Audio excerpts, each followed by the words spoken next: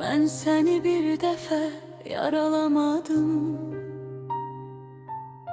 Herkese kör oldum ama o daş yüreğine yar olanmadım. Bir derdin olsaydı derhal tapardım. Kalbimde yarasan nece kopardım. Dağları yarardım, taşı çapardım. Sen ansı daştansan yarılanmadın.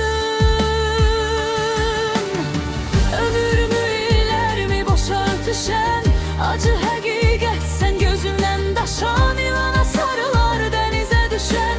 Ben ölmeyi seçtim, sarılanmadım.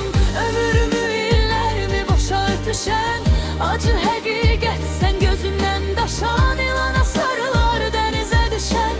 Ben ölmeyi seçtim, sarılanmadım.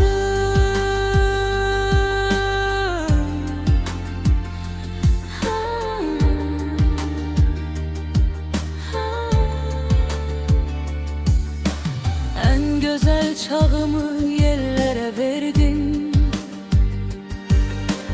Adımı vicdansız dillere verdin.